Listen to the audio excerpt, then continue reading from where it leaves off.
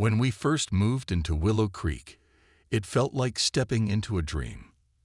The neighborhood was picture perfect, rows of houses with neat lawns, white fences, and flower beds bursting with color. It wasn't just a place, it was an idea, a promise of peace, community, and belonging. My husband, Mark, and I had saved for years to afford this little slice of suburban heaven. Our daughter, Lily, loved her new room with the big bay window that overlooked the cul-de-sac where kids played until sunset. For the first time in our lives, everything seemed perfect. But perfection always comes at a cost, and in Willow Creek, that cost came in the form of 3 letters: HOA. At first, I didn't think much about the Homeowners Association.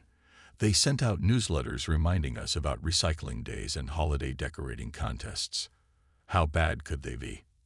I imagined them as a group of friendly neighbors who met once a month to make sure no one painted their house neon green or parked boats on their front lawn. It all sounded harmless enough. I remember sitting on my porch one evening, sipping lemonade as the sun dipped below the horizon. The air smelled fresh, and the sound of crickets filled the quiet night. That's when Mrs. Harper, the president of the HOA, stopped by.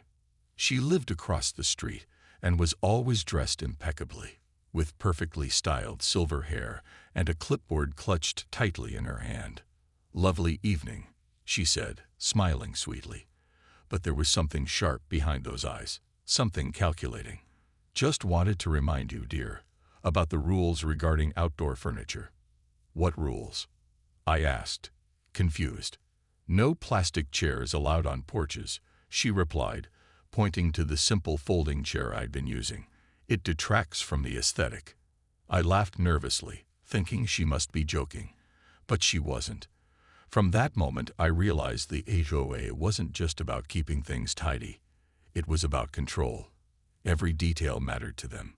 Every corner of our lives was subject to their scrutiny. At first, I tried to brush it off. "It's just a chair," I told myself. But then the notes started appearing. Small reminders taped to our door. "Your mailbox is slightly crooked. Please remove the wind chime. It violates noise ordinances." Each note felt like a tiny jab, poking holes in my sense of pride. Mark tried to stay calm. "They're just being overly cautious," he said, shrugging. But I couldn't shake the feeling that we were being watched. Every time I stepped outside, I swore I saw curtains twitching in nearby windows. People weren't just looking, they were judging. And the more I noticed, the more I began to wonder, was this really a community or was it a competition? Still, I told myself not to worry. After all, how much trouble could a few rules cause? I had no idea then that the HOA would soon become the center of my world, and not in a good way. What started as small annoyances would grow into something much bigger, something that would test my patience, my resolve, and even my marriage. Little did I know, this was only the beginning of a battle I hadn't asked for but couldn't avoid. Things escalated quickly after that. What started as gentle reminders turned into passive-aggressive notes taped to our door. Each one carried a new rule I hadn't known existed. "Your porch light is too bright. It disturbs the neighborhood ambience. The color of your welcome mat doesn't match the approved palette." It felt like they were inventing reasons just to keep us on edge. Every note made me angrier, but I tried to stay calm. After all, what was I supposed to do? Fight back? That seemed impossible. Then came the letter, typed neatly on official HOA stationery. It informed us that our backyard garden, a project I'd poured my heart into, was deemed non-compliant. Apparently, the raised vegetable beds were too tall, and the trellis supporting my tomato plants obstructed the view of uniformity the HOA demanded. Uniformity. The word stuck in my throat. Was this really about making the neighborhood look nice, or was it about stripping away anything that didn't fit their narrow vision? I was furious. This garden wasn't just dirt and seeds. It was therapy. After long days juggling work and motherhood, tending to those plants gave me a sense of accomplishment. Now they wanted me to tear it all down. I stared at the letter for what felt like hours, my hands trembling. How could they take something so personal and reduce it to a list of violations? Mark tried to reason with me. Maybe we should just comply, he said, his voice calm but tinged with frustration. We don't want to start trouble. Trouble? I snapped, my voice rising. They're the ones starting trouble. This isn't about rules. It's about control. He sighed, rubbing his temples. I get it, Em. But fighting them will only make things worse. I wanted to scream. Worse? How much worse could it get? They were already picking apart every inch of our lives. And yet, deep down, I knew Mark had a point. Picking a fight with the HOA wouldn't be easy. They had power, resources, and an army of neighbors willing to back them up. But giving in felt like surrendering a piece of myself. The next morning, I decided to attend the monthly HOA meeting. Armed with a folder filled with photos of other neighborhoods with thriving gardens, I marched into the community center ready to defend my little patch of earth. The room was packed, every seat occupied by familiar faces wearing equally unfamiliar expressions of judgment. Some looked sympathetic, while others glared at me like I was causing chaos simply by existing. Mrs. Harper stood at the front, tapping her pen against the podium like a conductor preparing for a symphony of bureaucracy. When it was my turn to speak, I laid out my case passionately. These gardens aren't just plants. They're part of what makes Willow Creek feel like a real community, I argued. Why stifle creativity? Silence followed. Then Mrs. Harper leaned forward, her voice icy calm. We understand your enthusiasm, Mrs. Carter. However, exceptions cannot be made. Rules exist to maintain order. Order. That word again. It echoed in my mind long after the meeting ended. As I left the room, defeated but determined, I noticed others lingering behind, whispering among themselves. Some nodded sympathetically, while others avoided eye contact altogether. For the first time, I wondered if I was truly alone in this battle. That night, I couldn't sleep. I kept replaying the meeting in my head, wondering if I could have said something differently. Maybe I should have been calmer, more strategic, or maybe none of that mattered. Maybe the HOA was never going to listen. As I lay awake, staring at the ceiling, I realized something important. This wasn't just about my garden anymore.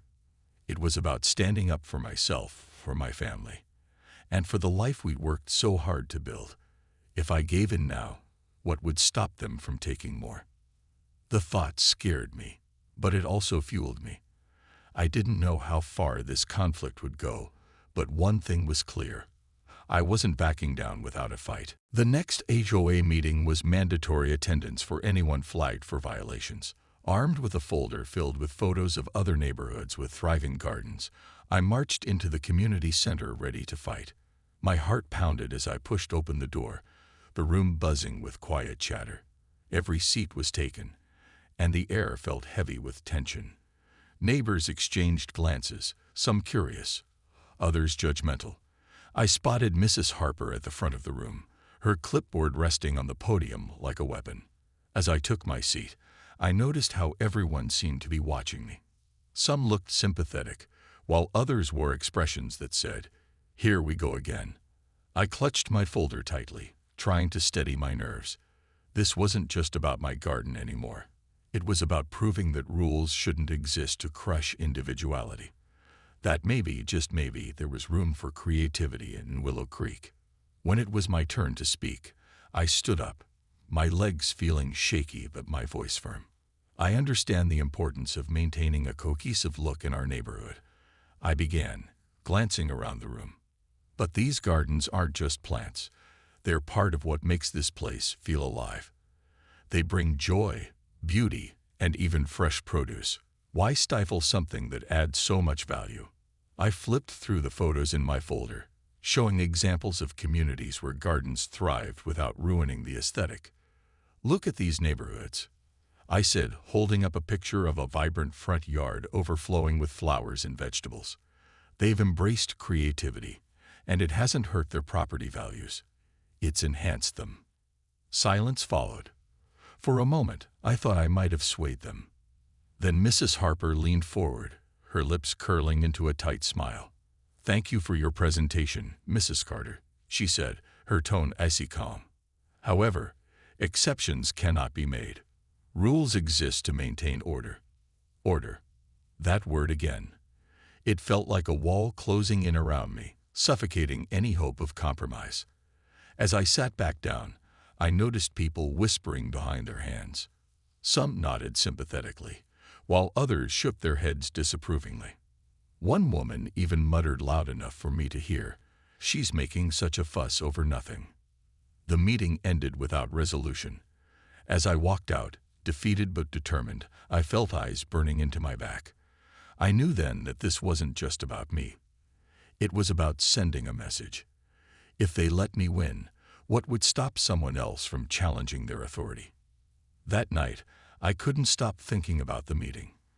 Mark tried to comfort me, saying, "Maybe we should just let it go. It's not worth all this stress."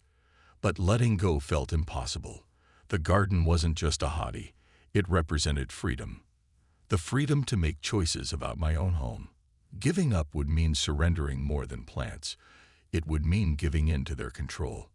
Over the next few days, I started noticing subtle changes in the neighborhood. People treated me differently. Some avoided eye contact when I passed them on the street, while others gave me polite smiles that didn't reach their eyes. A few neighbors stopped by to offer support, though they did so quietly, almost nervously, as if afraid of being seen talking to me. Mrs. Patel, who lived 2 doors down, knocked on my door one afternoon. Her shy smile softened the tension in my chest. "I think what you're doing is brave," she said. "They fined me last year for hanging string lights during Diwali. Said it was distracting." Her words hit me hard. Brave. I didn't feel brave. I felt cornered. But hearing her story made me realize I wasn't alone. There were others who felt stifled by the HOA's rules, too afraid to speak up. Maybe my fight wasn't just for me. It was for them, too. As the days passed, I began to see cracks forming in the HOA's perfect facade. Whispers spread among neighbors, and small acts of rebellion started popping up. Someone painted their mailbox a shade darker than allowed. Another family planted wildflowers along their driveway. Each act was tiny, almost invisible, but together they felt like sparks igniting a fire. Still, I knew the HOA wouldn't back down easily. Mrs. Harper and her followers were relentless, always watching, always judging. And as much as I wanted to believe that change was possible, I couldn't shake the fear that this battle might consume everything I held dear. But one thing was certain. I wasn't going to give up. Not yet. Word spread fast in Willow Creek. By the next morning, half the neighborhood knew about my standoff with the HOA. To my surprise, not everyone sided with them. Mrs. Patel, who had already confided in me about her string lights fiasco, became an unexpected ally. She knocked on my door again later that week, holding a tray of homemade samosas and wearing a determined smile. "You're not alone in this," she said firmly, setting the tray on my kitchen counter. "I've talked to a few others who feel the same way. We're tired of being told how to live." Her words gave me hope. Over the next few days, more neighbors reached out, quietly, cautiously. Mr. Thompson, a retired engineer, admitted he'd been fined for installing solar panels on his roof. "They said it was visually unappealing," he grumbled. "But I just wanted to save on electricity bills."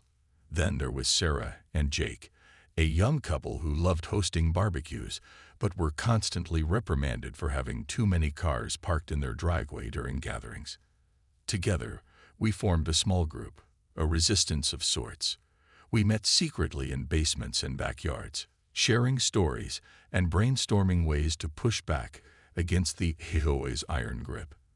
At first, our plans were modest: writing anonymous letters to the HOA board, leaving encouraging notes for neighbors who had been targeted, or simply refusing to comply with minor rules.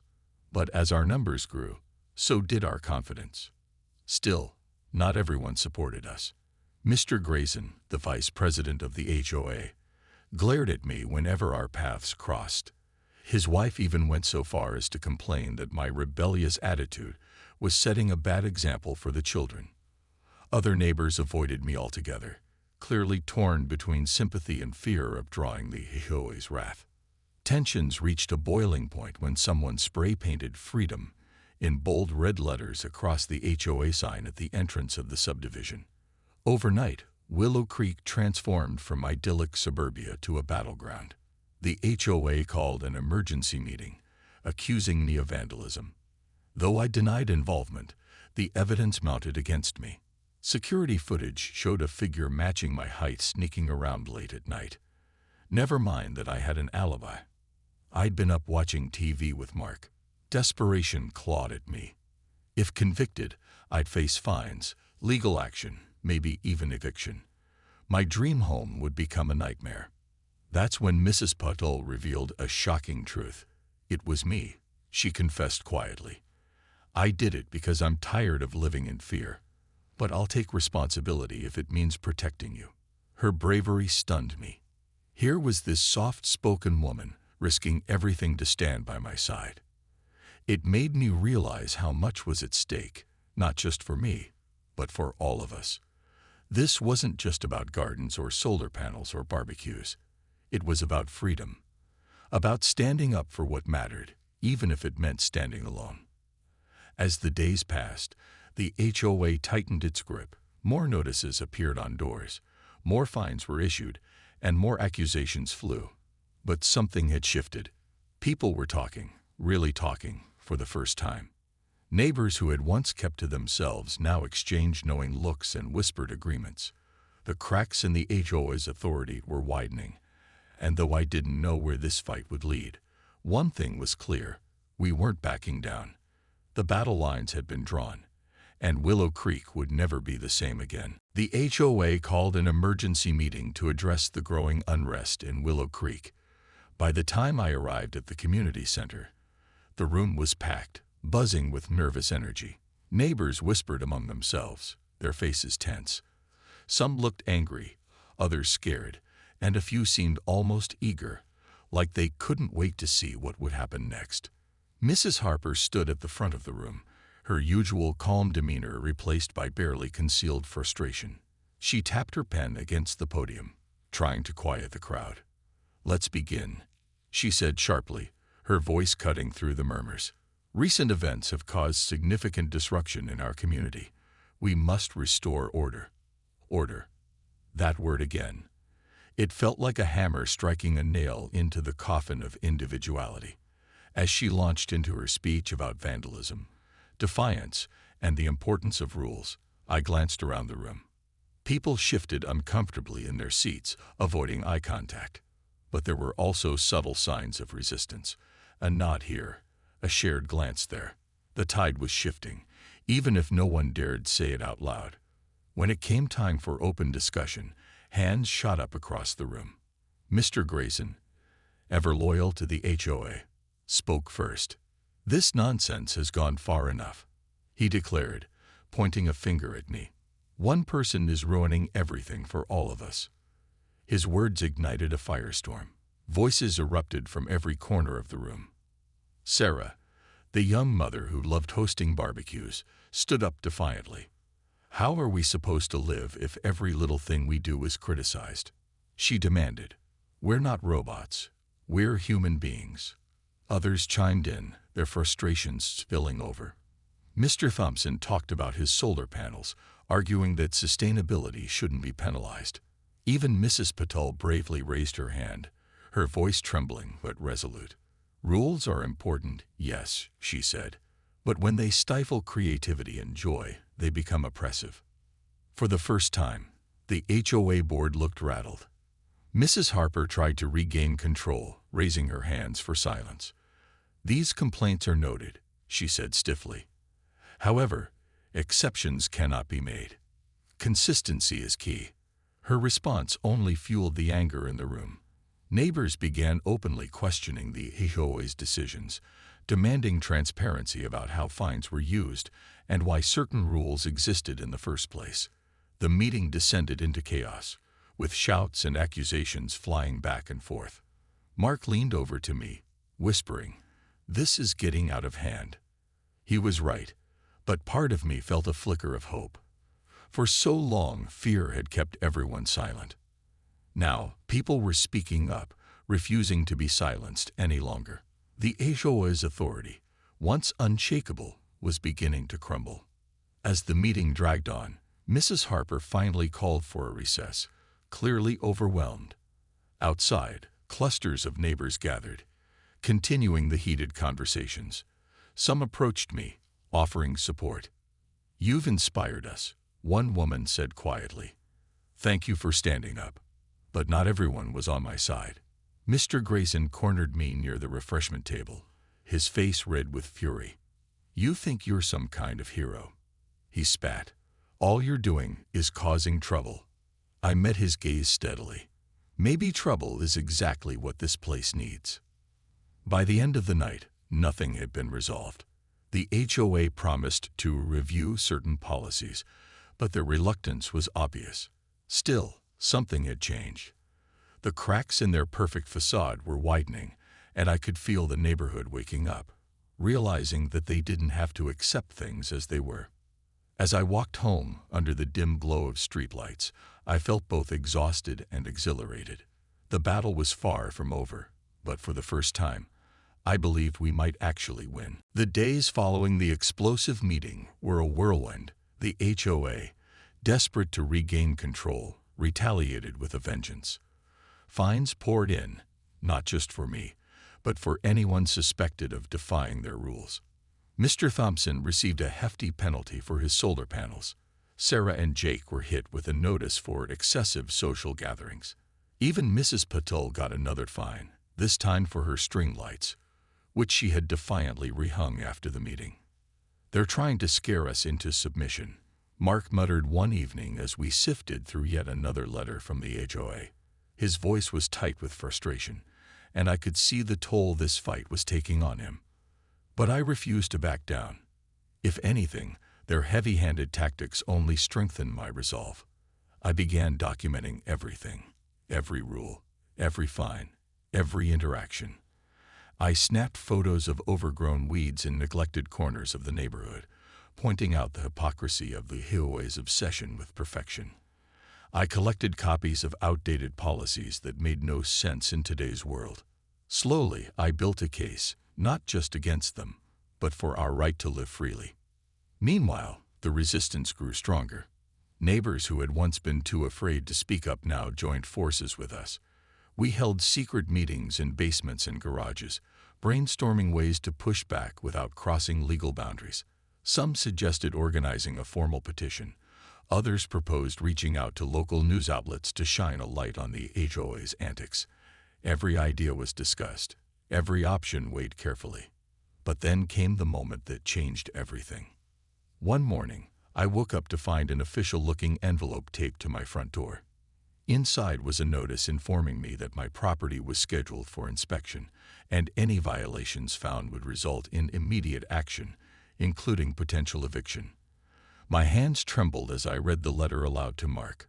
"They're serious," he said quietly, his face pale. "This isn't just about fines anymore." For the first time, fear crept into my heart. What if they succeeded? What if they took away the home we'd worked so hard for?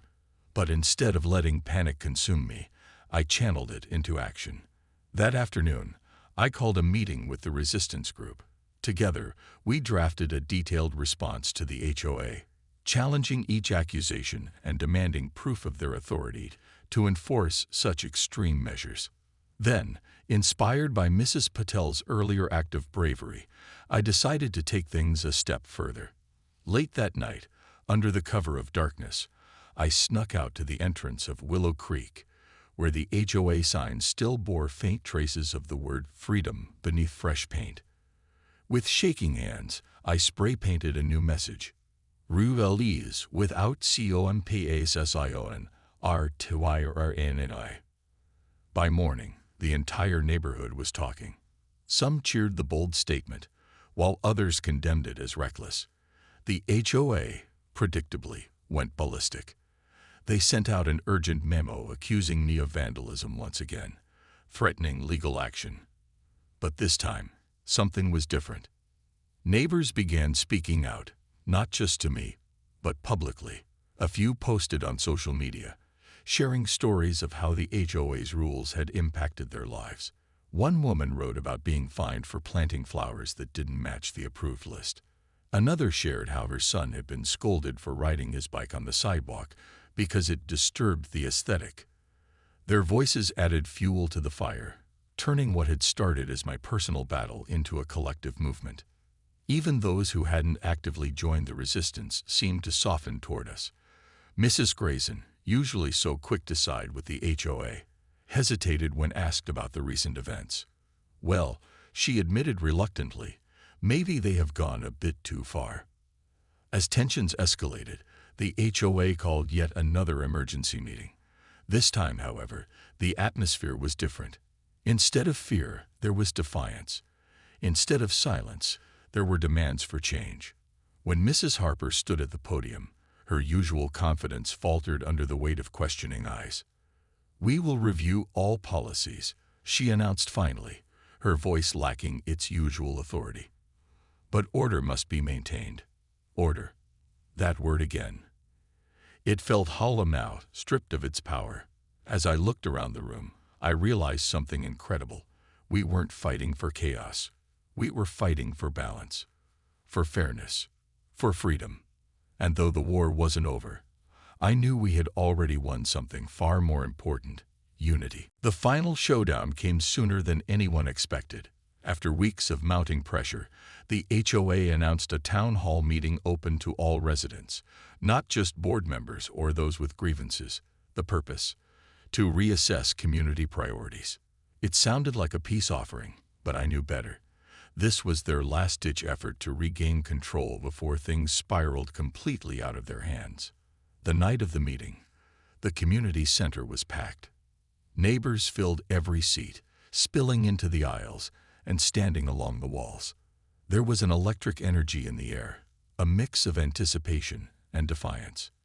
For the first time, the HOA wasn't facing a room of silent, compliant homeowners. They were staring down at a united front. Mrs. Harper took her place at the podium, clutching her clipboard like a lifeline. Her usual polished demeanor was gone. She looked weary, almost fragile. She cleared her throat and began speaking, her voice trembling slightly. "We understand there have been concerns about certain policies," she said carefully. "Tonight, we want to listen." Listen. The word hung in the air, heavy with irony. For years, they had done anything but listen. Now it seemed they had no choice. One by one, neighbors stood up to share their stories. Mrs. Patel spoke passionately about cultural traditions being stifled by rigid rules. Mr. Thompson explained how his solar panels weren't just practical, they were a step toward sustainability. Sarah talked about the joy her family brought to the neighborhood through their gatherings, only to be met with fines instead of gratitude. Each story chipped away at the HOA's authority, exposing the cracks in their foundation. When it was my turn to speak, I stepped forward, my heart pounding but my voice steady. "This isn't about rebellion," I said, looking directly at Mrs. Harper. "It's about balance, about finding a way to coexist without losing ourselves in the process. Your rules aren't just guidelines. They're barriers. Barriers to creativity, to connection, to life itself." The room erupted in applause, and for a moment, I felt like we might actually win. But Mrs. Harper wasn't ready to surrender. "Change takes time," she countered, though her tone lacked conviction. "We can't undo years of policy overnight." Her words sparked outrage. Voices rose from every corner of the room, demanding immediate action. Finally, Mr. Grayson, once her staunchest ally, stood up, his face red not with anger this time, but with shame. "Enough," he said firmly. "We've lost sight of what really matters. This isn't a dictatorship, it's a community." His declaration sent shockwaves through the room. One by one, even the most loyal supporters of the HOA began nodding in agreement. By the end of the meeting, The board had no choice but to concede. They promised to form a new committee, made up of residents, to review and revise outdated policies. It wasn't a complete victory, but it was a start. In the weeks that followed, Willow Creek began to change. Gardens reappeared, solar panels gleamed on rooftops, and laughter echoed through backyards once again. The HOA still existed, but its power was diminished, tempered by accountability and compromise. As for me, I finally found peace, not just with my garden, but with myself. Standing in my backyard one evening, watching Lily chase fireflies under the golden glow of sunset, I realized something important. The battle hadn't just been about rules or control. It had been about reclaiming our humanity, about proving that perfection isn't worth sacrificing joy. And as the creek behind our house whispered softly in the background, a reminder of resilience, I smiled, knowing we'd built something far more valuable than order. We'd built a real community.